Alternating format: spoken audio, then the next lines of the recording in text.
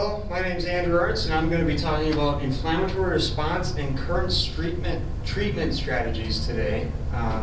Just to give you kind of a brief overview of what we're looking at, going to go through the introduction to injury, the different phases of injury, then go into some of the physiology of each phase and what's going on down at more at a molecular level. Going to go talk about preventing further injury. After that, more of some secondary ischemic injury. Then go into some treatments and some studies with cryotherapy, NSAIDs, and then actually how to apply those treatments to muscle damage and muscle injury.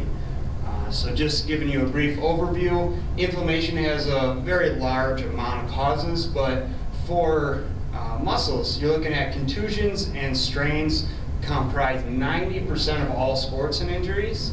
And also exercise-induced muscle damage, which is a different type of injury, mostly from eccentric contractions during a sport. And there's two ways that muscle injuries can occur. The first is going to be a direct compressive force, and that's going to be more of a direct blow, so you're thinking a contusion. The second is an excessive tensile force, and that's going to be more of a pulling, so more of that strain. So here's an introduction here. Injury occurs after something happens to the body. Inflammation response is going to be equal to the extent of damage done and the vascularization of the muscle at the time of injury. So you're actually going to have a worse injury if you're up moving around and you get hit, as opposed to if you're just sitting there and something happened. One thing that I want to stress during this is that inflammation response is essential for proper healing. Without it, you would not be able to heal your body. You would not have the right type of things coming to the area and flushing out some of the bad things. So an acute injury, and again, injury is going to be defined in this mostly as exercise-induced muscle damage, and then also as an acute muscle injury, a contusion or a strain. So there's three different phases that every injury usually goes through. It's going to be the acute inflammation and degeneration phase. They're kind of lumped together, the repair, and then the remodeling phase. And then basically the goal of cryotherapy and NSAIDs is to control the inflammation response during that acute phase so that you can promote excelled healing and proper healing. So after this talk, this is what I'm hoping for you to learn. Hoping you be familiar with the physiology of inflammation response, the effects of NSAIDs and cryotherapy on the inflammation response, and when NSAIDs and or cryotherapy should be used to treat acute muscle injuries. So starting out with that acute inflammation and degeneration phase, it begins immediately after injury and typically lasts 1 to 3 days. Depending on the extent though, it can go all the way up to 7. So right when things are hit, you get that inflammation, wound hormones are going to be released from the injury site. And so this is a variety of different things, but as soon as you have that disruption of any of the cells or some of the ultrastructure around them, you're going to have these wound hormones released. And that can be, again, from the acute injury or exercise-induced muscle damage. And a lot of those are leukocytes, your white blood cells. They're going to be some of the first things to arrive to the area. And whichever white blood cells, they're going to be mostly monocytes and neutrophils. So neutrophils are going to be kind of the ones that enter first, and they're going to flood the area over the first 24 to 48 hours. Overall, neutrophils are needed to make sure that you heal properly, but in the short term, they can increase pain, increase inflammation, inhibit short-term healing, and then actually produce further damage from the release of free radicals as they're coming through and cleaning up the area. So that's why you don't want to have an excessive amount of neutrophils at the beginning, where NSAIDs and cryotherapy come into play as well. They also send out a mediator that's going to attract the monocytes to the area. So monocytes basically turn into macrophages as soon as they get there, because they're going to start the process of phagocytosis, so kind of cleaning up, eating the dead cells. When they get there, they're also going to start out as a pro-inflammatory phenotype, So they're going to work with those neutrophils to promote that inflammatory response. But after a little bit, they're going to switch to an anti-inflammatory and actually help prevent some of that from happening. They prevent cell death, and then they also release factors that promote the cell activation and growth. And as well as that, you got your cytokines and your growth factors that are released, and they promote healing. There's many different growth factors that are released from there, from nerve growth factor, insulin-like growth factor, and many others. And these will typically peak 18 hours after an injury. And all of this process is kind of going on through the first phase of healing. So that first, initial injury to 3 up to 7 days. That second phase is going to be the repair phase. And this is mostly defined, or it has no defined ending or beginning necessarily. It kind of melds in between the other two. But it typically lasts anywhere from a week to several weeks, all the way up to a little bit longer if it's a very substantial injury. Typically you won't see one lasting that long in the exercise-induced muscle damage, but there's potential if you did something extremely bad that you might feel soreness for up to a week or 2 weeks. And this is where tissue building is going to begin. So you're going to have some scar tissue laid down if it was an acute injury, mostly basically collagen type 3. So that's more of a like looser, not quite as strong, but it's going to be that structural scaffolding to make sure that the wound has some strength and something for the other cells to build on as they're going forward. And it has no specific direction necessarily. It's just laid down however it goes. So it's not necessarily the best for the tissue, but that's where the remodeling phase is going to come in. So it blends again, like you can see on the graph at the bottom here. It blends with both the second phase, and basically it lasts from 6 weeks to as long as a year. For a year, you're looking at more of the substantial, you tore an entire muscle, you had surgery, but the remodeling phase continues to happen throughout the body anyways, so it's kind of part of Wolff's Law there. And the main goal during an injury is to reorganize scar tissue and align it with the stress that are placed on it. So that's going to be, if it's a muscle, you're going to be pulling it in a certain way, and hopefully those fibers go from just being down anyway to being more aligned like that.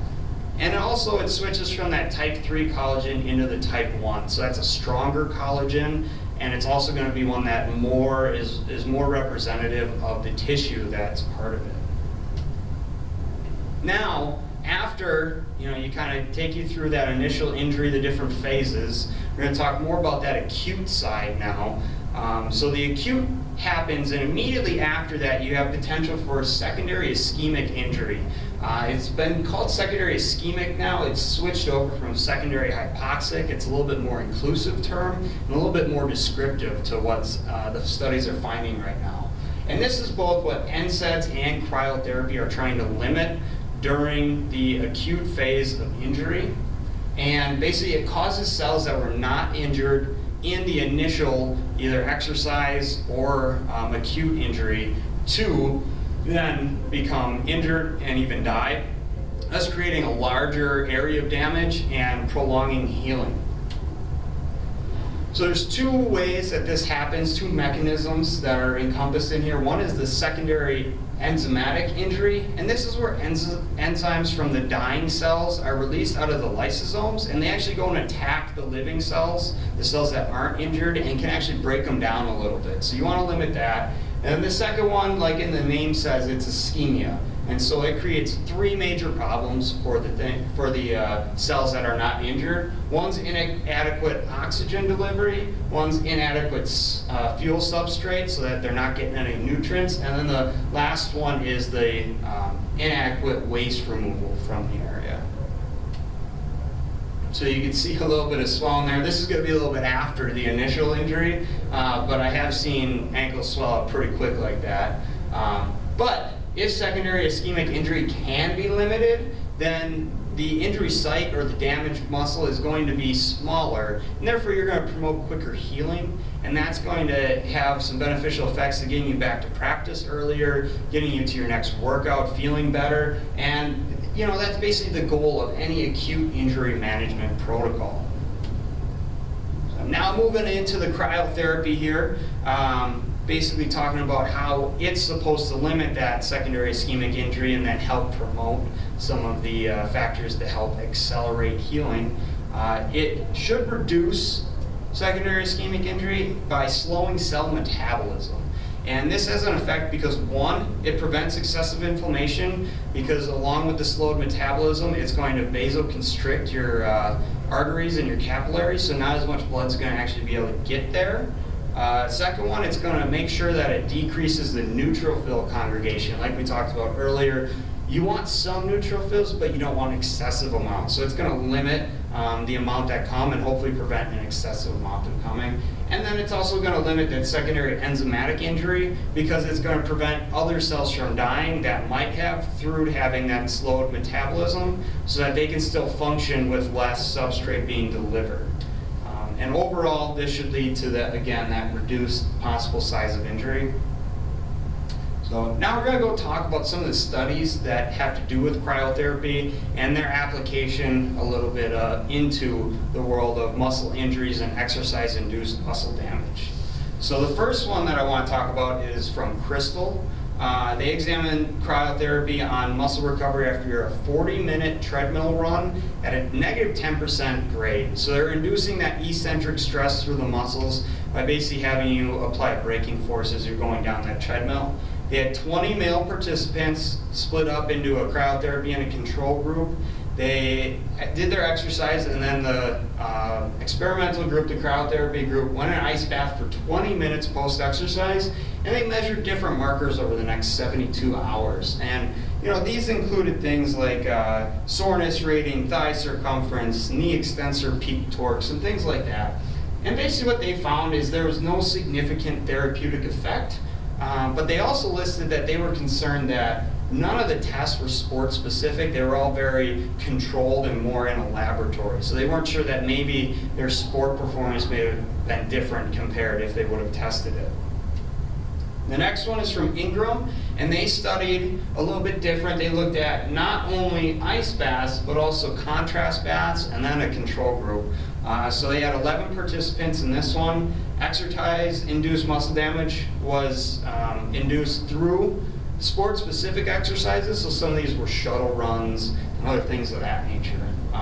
They performed treatments for 15 minutes after exercise, so the contrast bath or the ice bath, and then 24 hours post-exercise. So they did a second application later. And what they found was that 24 hours post-initial exercise, the soreness level, the leg strength, and sprint speed, those were different measures that they had go, all decreased less in the cryotherapy group than in the other two groups.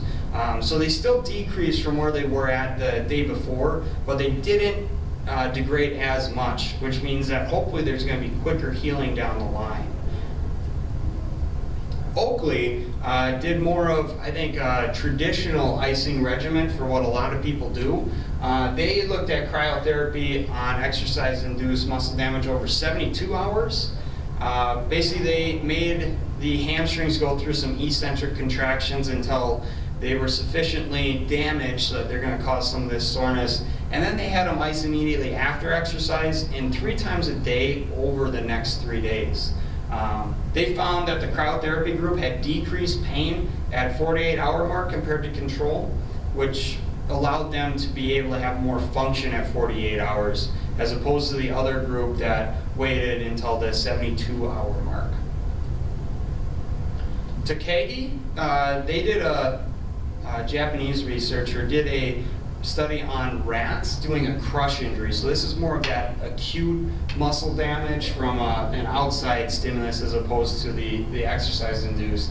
And this was induced on rats, extensor digitorum longus, and then 20 minutes of cryotherapy was performed on the control rats. And they were actually studied for 28 days, so they looked at them quite long term. But when you're in a laboratory, you have the ability to do that. So they found that cryotherapy had slowed degeneration of necrotic muscle fibers and decreased differentiation of satellite cells by 1 day. And so basically that means that they found that healing was delayed 1 day as opposed to the control group. And then at 28 days, they had found that there was increased collagen deposition compared to the controls. So their overall findings were that the ice actually slowed the healing process and created more problems down the line. The final one here is a study done looking at the effects of whole body cryotherapy. So this is somewhat new, and by new I mean it's becoming more mainstream right now. It's been around since the 70s, the first ones were developed, but now it's becoming a lot more practical, and you see it around more in athletic training rooms and at different sports facilities. So they use a cryo chamber. They can both have a full body or just one that goes from your neck down. And they use it for 2 to 3 minutes at -100 to -95 degrees Celsius. So extremely cold, but very short period of time that they're doing it.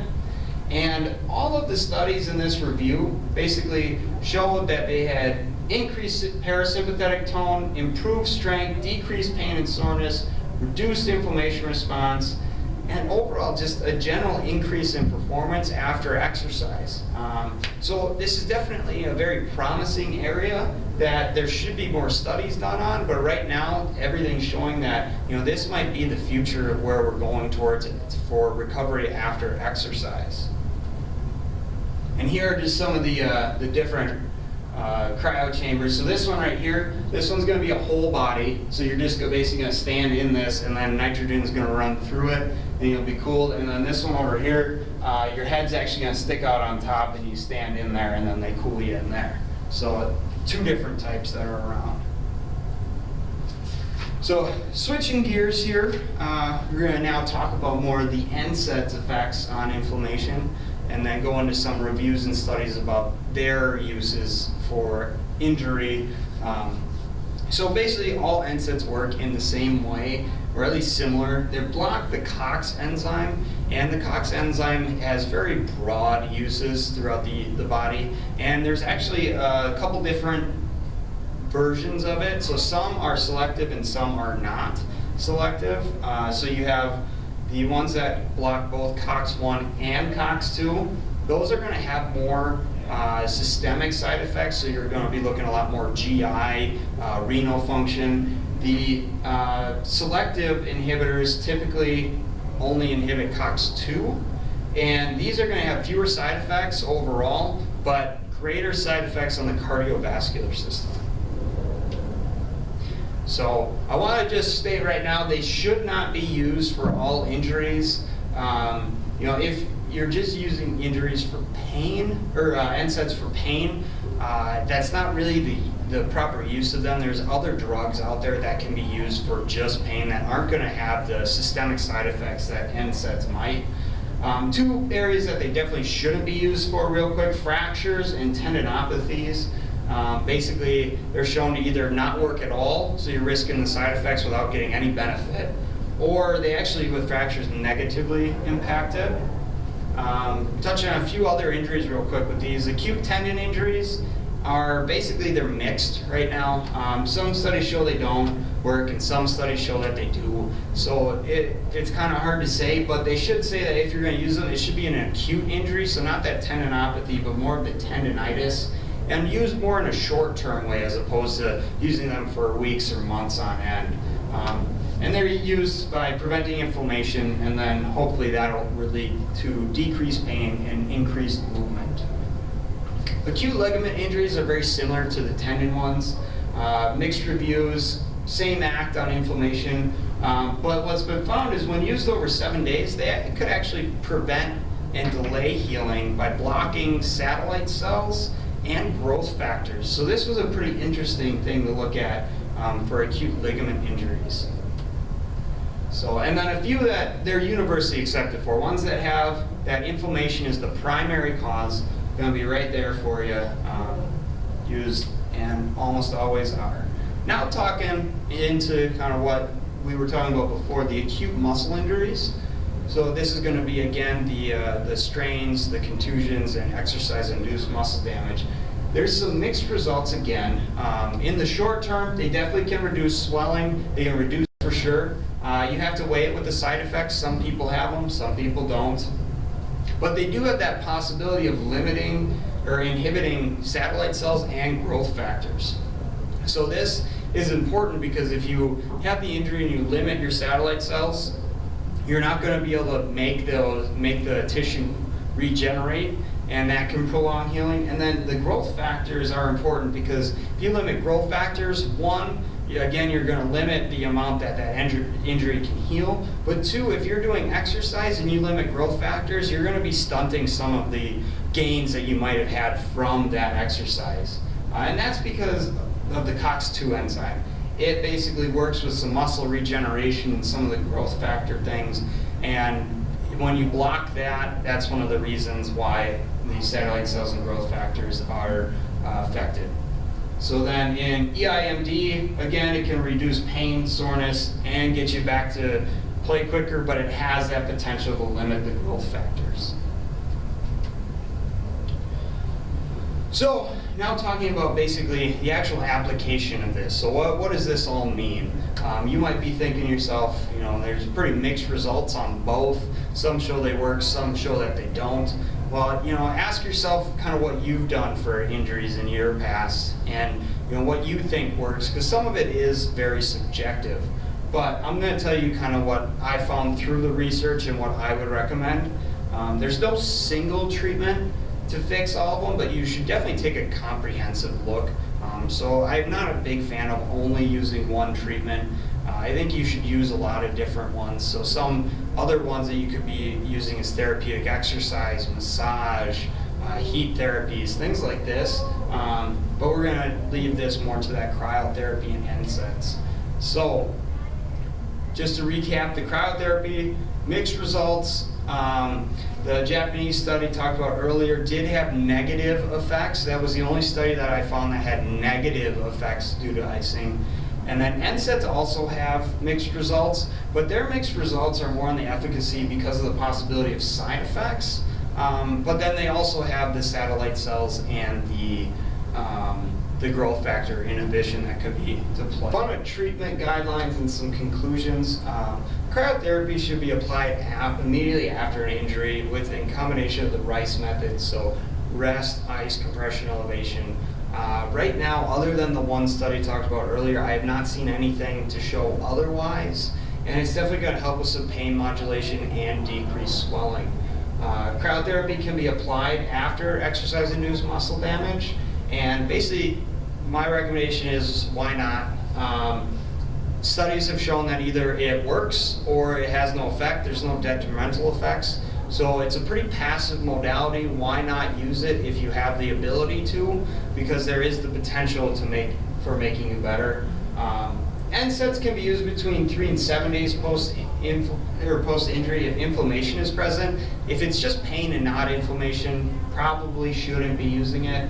And then if you do think that swelling is going to be an issue, NSAIDs can be used immediately if they're COX-2 inhibitors. Basically because the non-selective COX inhibitors, they're going to have a chance to create some blood thinning effects. And you don't want to increase the bleeding in the area because that's going to make everything a little bit worse. So overall though, there's definitely more research that needs to be done in this area, especially on the acute muscle injuries. Some of the other ones are a little bit more studied.